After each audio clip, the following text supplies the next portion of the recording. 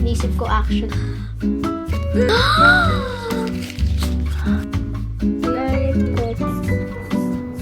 Lastly, which is, sabi kasi before lang, kasi hello! Happy today! Kasi ngayon, nag-get ready na tayo kagad. Actually, magiging honest ako sa inyo since related siya sa gagawin natin today. Currently using my eyebrow pencil. Super light lang yung gagawin kong makeup today. Nakaraan kasi, actually, isang araw lang talaga. Gustong-gusto ko, umiyak talaga. Promise, for some reason. Pero kasi I'm feeling a little bit overwhelmed. Naka-on kasi yung switch ng survival mode ko. So, ang ginawa ko, nakinig ako sa bagong album ni Olivia Rodrigo. Yun, dun umiyak si ate girl. So, whenever I'm feeling lost, overwhelmed, and stressed, usually, ang pinaghuhugutan ko yan is hindi ko alam yung gagawin ko.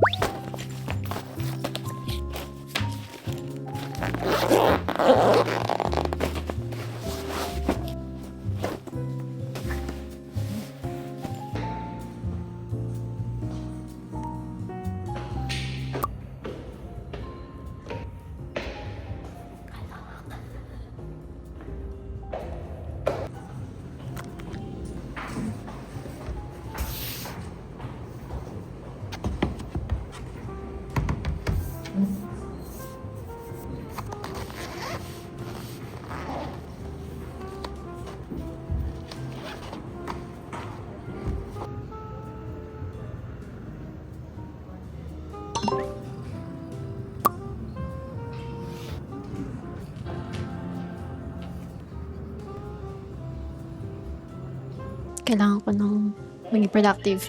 Hindi na pwede tumadin.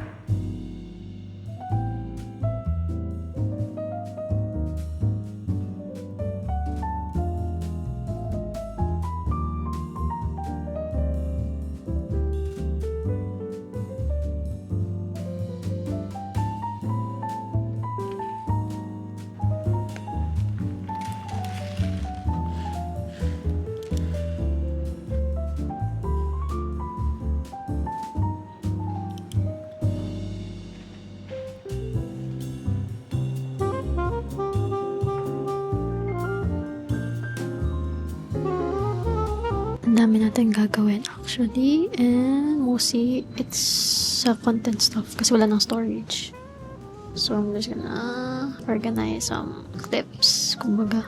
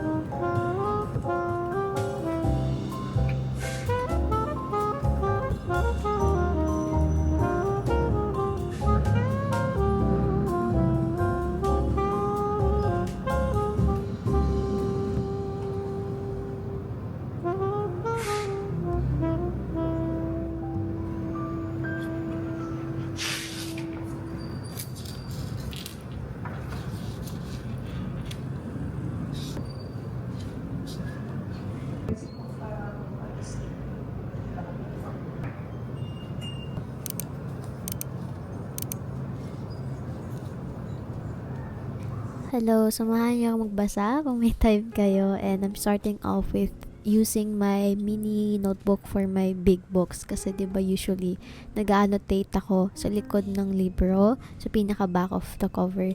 And big books like these, syempre hindi kakasya lahat ng mga ino-notes ko. So I do have a mini notebook for taking some notes, characters, or any significant events kasi yung mga big books, especially classics, you do need to take a lot of notes, especially sa character kasi minsan mahihirap yung mga names nila. Specifically dito sa Sleepwalkers, medyo nahihirapan ako sa kanyang basahin. So I had to start all over again nung pumunta ako dito sa library. Kasi naisip ko, kaya ako din siya dinala since I feel like nakaka-help yung library atmosphere para ma-immerse ako sa libro. I also did this kasi nag-aantay lang ako ma-transfer yung mga files sa laptop or sa hard drive. So, imbis na titigan ko na lang siya magdamag, magbabasa na lang ako.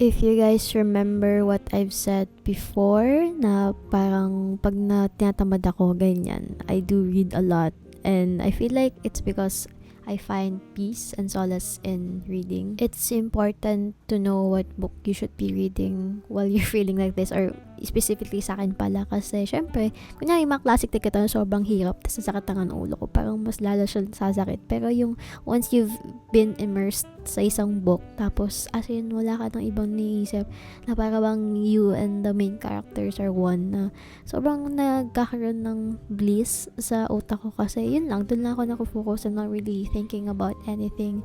Siguro yun talaga yung life ko, ba't ako naging reader, kasi sobrang naging at peace ako pag nababasa ako ganun.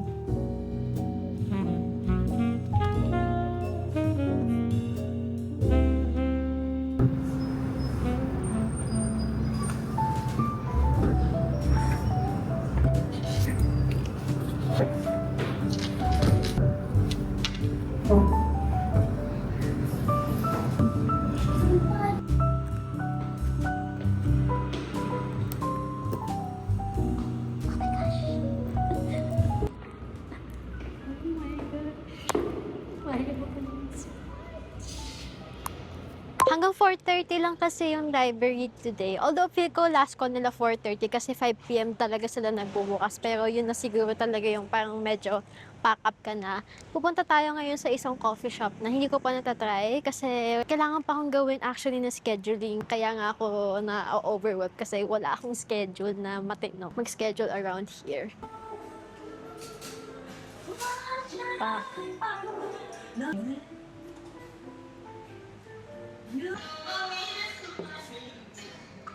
Parang na-conscious tuloy ako. Tama ba to? Baka ma-judge ako. Sabi kasi ipabore lang kasi umorder ako ng ice. Kaso hindi ko alam kung totoo ba itong ginagawa ko. So ngayon, antayin ko siya lumamig ganyan. Dapat itatry ko yung egg coffee nila kaso walang ice na version nun. So tinry ko lang isa mga bestseller nila na parang salt cream daw. Vietnamese salt cream. Alat nga. Sarap. Actually yan, sarap na. Hindi ako masyadong makasalita kasi baka may maano yung music. Sarap, love it. Ben, nagpa-take out na ako. Sobrang lakas ng music doon, grabe. Parang hindi naman magiging ano tayo doon. Hindi tayo makakapag-productive kinemeris tayo. Pero nagpa-take out ako. Bete na mo. Parang lumit naman siya, pero baka sa ano lang, illusion lang yun ng glass. So, kaya pupunta na tayo sa, hindi ko alam kung saan. Basta, gusto ko na ng peace and quiet kasi sobrang, grabe, na-overstimulate naman ako so much doon. Pero masarap yung coffee nila. Okay, Bebs. Dito tayo sa ating apartment. And natatawa ko kasi kanina, ito na lang yung natirang coffee pagkabigay sa akin. So, I'm not really sure kung ba't naging ganun. Pero, naisip ko na dagdagan siya ng konting dapat milk. Kasi naisip ko, baka mamaya more dairy. So, tatry natin lagyan ng tubig para mabawasan yung alat niya. Kasi sobrang alat nga ng foam. Eh, di ba parang 90% foam na tong binigay sa akin. So, konti lang. Di ko sure kung matapang ba ang mga Vietnamese coffee ha. Kasi parang ngayon nakakaramdam ako ng hyper. Or feeling lang ako. Feeling ngayon lang ba ako or what? Parang gusto ko pang May gusto pa akong gawin. Alam mo yun, gusto ko pa maging productive. Wait. Okay, hindi tayo titigil today. Feel ko, pag hindi ko ginawa yung mga ibang ngayon today, it's now or never. Talagang hindi ko na siya magagawa forever. We're seeing some light kasi nakapag-schedule na ako for this week up until Sunday ko. Nagagawin ko ng a little bit. Ayan siya. Grabe, 100 gigabytes. Ang gabi, ang lakas ng ang lakas ng kape ng Vietnamese coffee. Nakakaloka kasi ang sobrang palpitate ako ngayon. Hopefully na makahelp siya tonight kung ano man gagawin ko sa buhay ko kasi pinapalpitate na nga lang din naman ako. Maging productive na tayo, no? It's already 9:30 naman so much. So, buti na lang nakatapos ako ng up to May 2026 na. Kasi meron akong ganito, if you guys remember, my journal tour. So, ito yung mga listahan ko ng mga to read, to watch, to visit, activities to try, foods to eat, blah, blah, blah. Na-like ko ni-screenshot sa phone ko. Tapos, kaya napupuno yung phone ko palagi kasi ang dami ko ding mga references na ganito. So, dapat kasi every end of the month, ginagawa ko to. So, hindi, syempre dahil tamad tayo, hindi ko siya masyado na-update. Pero, ngayon, nakakip up na ako ng a little bit sa kanya. So, for example, ayan. Ayan, movies or series to watch. So, naka-color coded siya dito. As in, in-start ko na siya January, kaya medyo madami na siyang nakalagay. I mean, in terms of, sa mga books. In terms of books, tapos yung mga series, ganyan, tapos activities. So, madami na din kasi siya since I've been using it since January. So, medyo dun na ako natatagalan ng a little bit kasi nga, syempre, mano-mano, ganyan. Tapos, kinakategorize ko pa. Good morning. It's 6:30 a.m. Hindi na ako makatulog sa panlakas ng kape kasi pagising-gising ako talaga as in. Tapos ang babaw ng panaginip ko. Like, nightmares, ganyan. Kasi nga feel ko, yung REM ko, REM, ganyan. Parang nasa REM lang ako kasi nga parang gising pa din ako. Half asleep ako. Half awake ako, ganyan. Wala na, huwag na tayo matulog. Talaga mag-start na lang tayo. Magawa ng something kasi hindi na ako makatulog.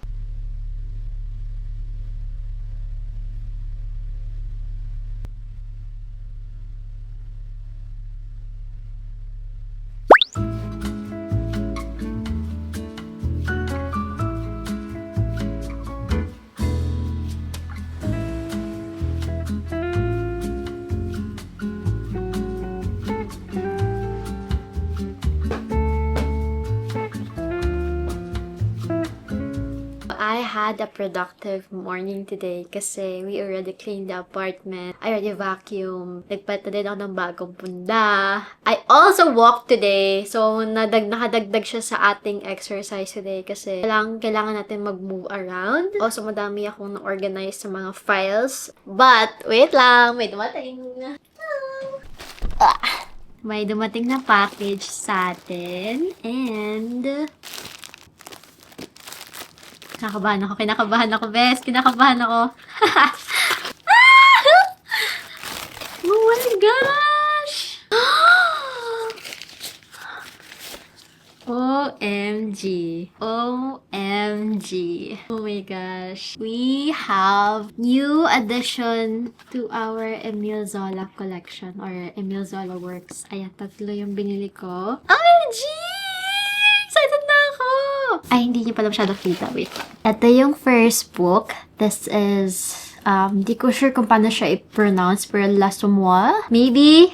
Question mark. And I got the Oxford version. And hindi ko alam na super na pala niya. Super kapal pala niya. Kaya sabi ko sa inyo, nag-leave ako na isang space for July for Emile Zola. I really love the cover. I think I saw one yung dating vintage ng Oxford na exactly ganito yung cover. Pero ito yung new edition niya. Not really sure what this is about, but I'm really interested in Emile Zola nga this year. Also, kasi nga, nagustuhan ko sobra yung works niya. So, I'm exploring his works now. This is the next book, which is The Beast Within. This is a Penguin Black Classic. And ganda ng cover. Diba, kita nyo? Parang siyang, it reminds me of The Queen. Just yung about sa dalawang couple na nagkaroon ng affair that made them do terrible thing to a person na sobrang hinanting na sila ng guilt and paranoia nila. So, it reminds me a lot of that. So, maybe, parang siguro medyo same siguro ng concept kasi parang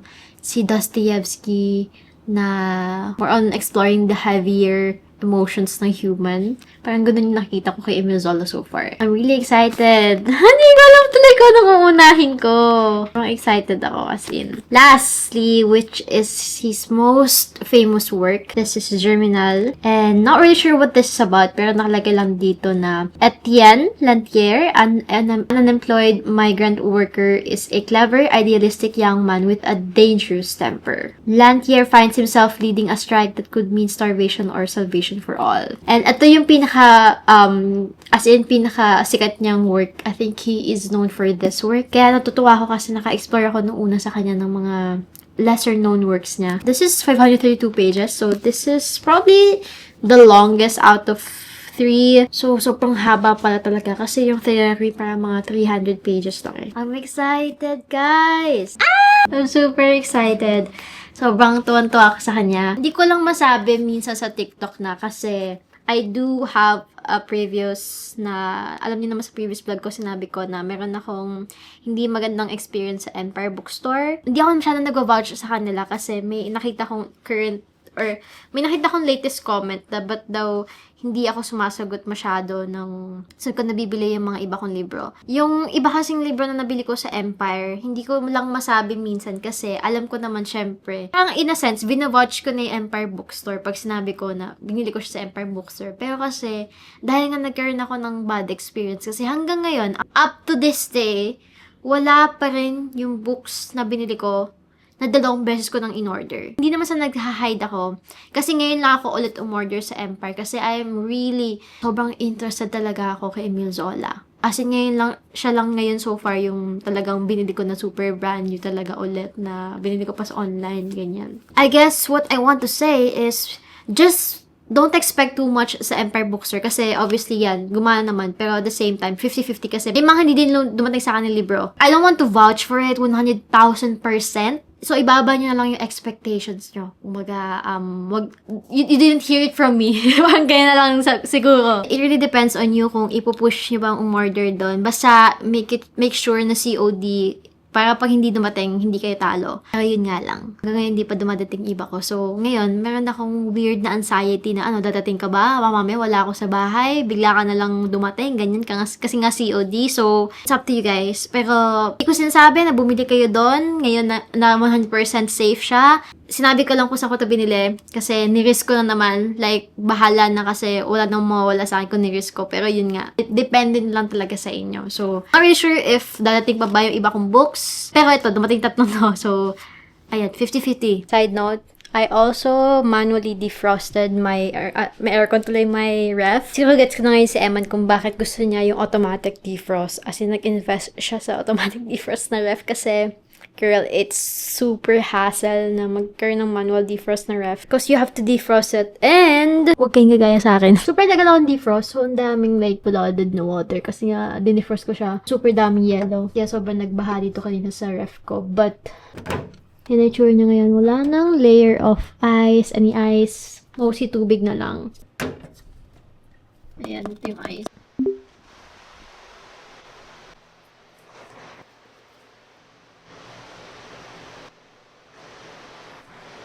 Hello! Actually, kaninang umaga nakapagbasa na ako ng a few pages of Invisible Man by Ralph Ellison. And today, I also got my second dose of anti-rabies shot. Naisip ko ngayon kasi medyo lazy day ako. And whenever I feel lazy, I actually do read a lot. Since I don't want to do anything, gusto ko na talaga magbasa. I don't want to move around. I don't want to think. I just want to read. I'm actually 114 pages na dito sa Invisible Man so far. Talagang ewan ko kung bakit, pero parang medyo, medyo slow. Super slow siya. I don't wanna call this boring kasi I understand that yung topics na pinag-uusapan niya and ito yung story niya, it's not really plot-driven. Pero kasi syempre, ang dami ko binabasa na classics, diba? Every single time, gulo naman talaga sila, more on narrative-driven sila. Pero medyo so far, hindi lang ako nahuhook. I'm determined na sana at least maka 250 pages tayo today kasi I think this is around 470 pages.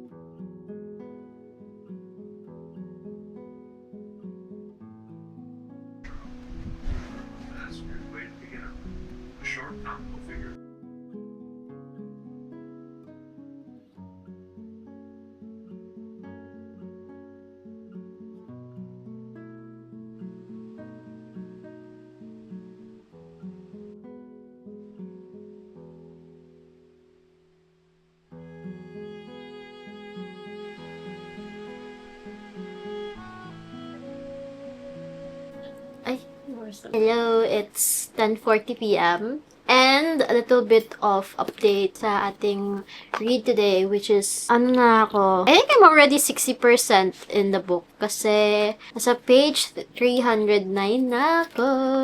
Grabe yung kinain ko today. Ay, kinain, ang tawag doon? Ginapang ko today, yan. Nakita niyo ako. I still, siya ay very hard to get into at times. Pero grabe ang mga linyahan, di ba? Kita nyo naman. And super natutuwa ako kasi grabe may isa doon na line na alam niyo naman na motto ko, like ko sinasabi yun, which is not the exact line, pero same thought na ayoko nang tatry ko at gusto ko yung gagawin ko. So kasi isa sa mga linya dito na favorite ko na don't hope, ang sabi nito? Don't hope, make it that way. As someone na very gustong maging ambisyosa. Kaya tuwan-tuwa ako sa kanya kasi in this context also, sobrang heavy nun. Yung main character dito kasi ang dami na niyang pinagdadaanan so far. Ito sa libro na to, from having no opportunities. Diba, syempre kasi yung mga times before, yung mga, grabe yung oppression sa race nila, diba? So nakikita natin dito na kahit yung tipong opportunity na magkaroon ng trabaho, sobrang wala talaga sila na yung normal kahit yung education, ganyan. So, I believe he was expelled yata from a college. Diba? Sobrang hirap na nga nila magkatrabaho, magka-education. So, expelled pa siya sa college just because of something so mababaw, ganyan. Starting there, parang nagkaroon na talaga siyang, hindi naman sa anger, pero syempre yung na-feel niya yung injustice, na-feel niya oppression na he's still very young, pero na-experience na yung mga gunong injustices sa kanila. Dami nangyari sa kanya in the work that he applied for. Parang sa paint job, ganyan. Parang factory, gano'n. Kaya nata siya ng semi-amnesia. Alam mo kaya gusto ko na sabihin to kasi minsan, kaya ako din ina-open up kasi minsan, don't feel bad if you don't really get the story agad or if you don't really get the classic book agad. Kasi ako din, kahit ako nahihirapan din ako minsan intindihin sila. Kahit na ilang, para mga 120, saka ko lang medyo naiintindihan tong story na to kasi, as I've said earlier, medyo ako pa, nung una, pick up ko na siya after 120 pages, kaya natutuwa na ako sa kanya, and yung mga linyahan talagang sobrang it hits. Yung pala masasabi ko so far, kasi feel ko yung mga sasabihin ko next events, baka na siya, medyo spoilers na siya. Meron tayong understanding and empathy towards sa mga ganitong experiences as a Filipino also, na syempre, minamaliit tayo ng ibang race, ganyan, talagang hindi tayo, alam mo yun, hindi talaga tayo hinahangan or hindi naniniwala sa atin. So, meron tayong deep understanding yung ganong type of dahil lang sa race. Anyways, that's my book update for today. I'm hoping na sana tomorrow or the next few days we're gonna finish this book. Almost 200 pages left na lang ako. Pero feel ko kaya siya ng one day. Yun lang.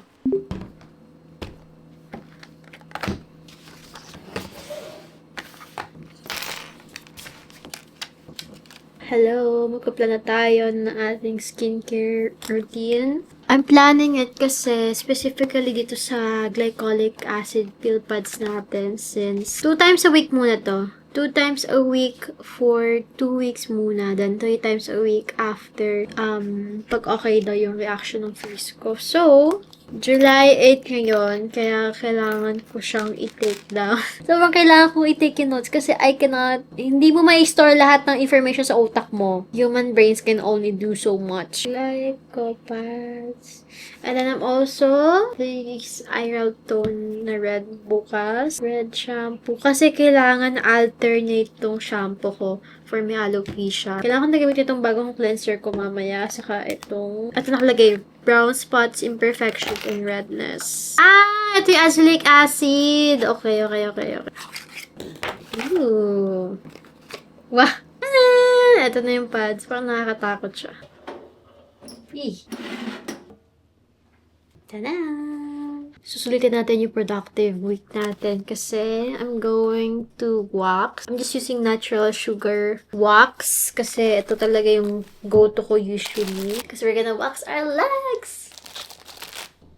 So, ito lang yung stick, wooden stick. And then, legit na directly lang sa legs mo. Yung direction yung pinaka-importante. Kasi gagawin mo, yung pag-apply ng mismong wax is sa direction ng hair mo. So, syempre, yung pag sa legs, pababa. So, parang from top to bottom tayo maglalagay. Kailangan nyo din matutunan yung consistency ng wax na ilalagay nyo kasi hindi dapat siya liquidy or hindi din dapat siya super matigas. Ito, nabili ko lang itong mga tools sa Shopee kasi mas mura kaysa kapag bumili ka mismo sa store nila. Few seconds lang or a minute.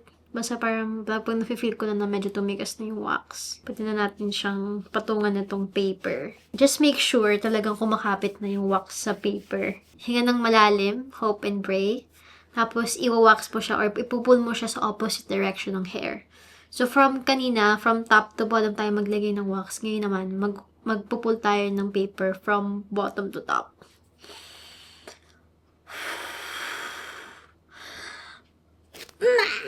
Kita nyo naman, wala-wala na yung buhok. So, gagawin mo lang yung paulit-ulit hanggang sa buong legs.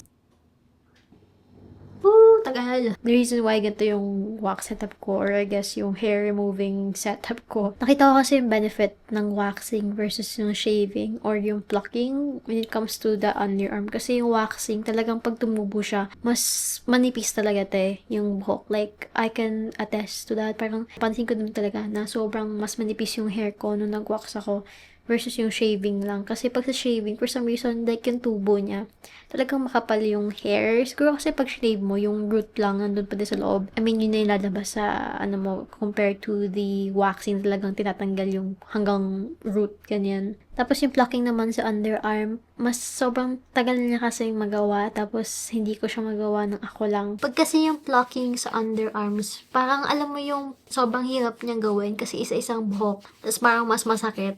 Pag kasi wax, at least isang gununan na lang. Tapos hindi ko pa kailangan ng someone or hindi ko na kailangan magpatulong sa iba. Kasi pag sa plucking, sobrang hirap na hirap talaga ako pag ginagawa ko siya mag-isa. And mas matagal ang tubo ng waxing kasi sa shaving. Pag sa shaving, sobrang bilis na mag-curl ng hair. So, sobrang noticeable pa. Yun nga lang, ganito gagawin mo, masakit kasi we're going to put aloe vera sa ating legs after our wax session. Kasi syempre, very sensitive yung legs mo. And this will help soothe the leg or the wax area. And then,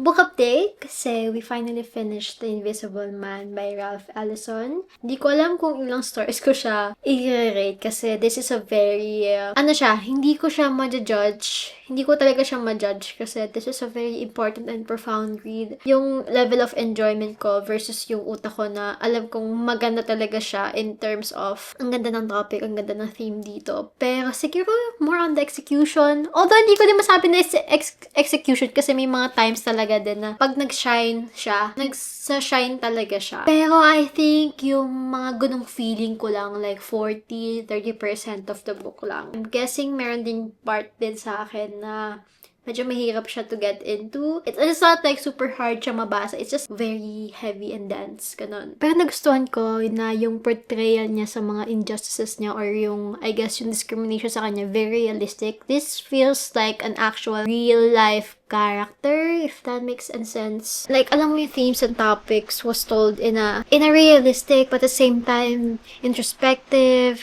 Tapos, basta overall, it just feels really real, which is yun naman talaga siguro talaga yung nangyayari sa kanila or nangyayari sa author. Pero ang pinaka-nagustuhan ko dito yung mga linya na mga pinapost ko, yung don't hope, make it that way. Kasi yung character then is very ambitious. Like, hindi siya ambitious na parang selfish ambitious. Kasi he's fighting for a cause. He's fighting for like, alam mo yung magtitwist talaga yung buong generation, ganyan. Kasi he's also good at making speeches, yung mga sa rally, ganyan. He's selfish but selfless at the same time. Parang, ang complex talaga, be. Like, real. Anyways, I'm just really glad we finished our first book of the month.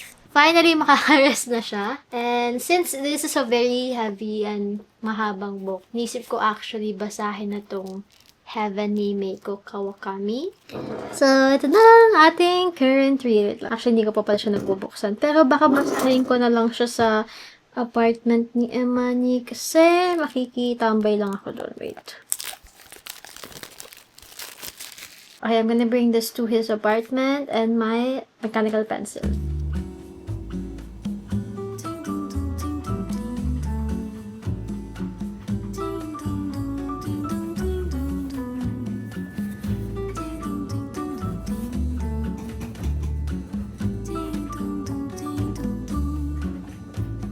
Piso nessa areia fina, vejo no mar uma menina,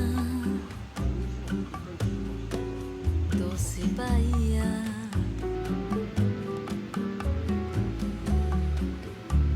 Vejo dominó na Yes! esquina, May bago ng season! sorrindo de alegria. Nuna.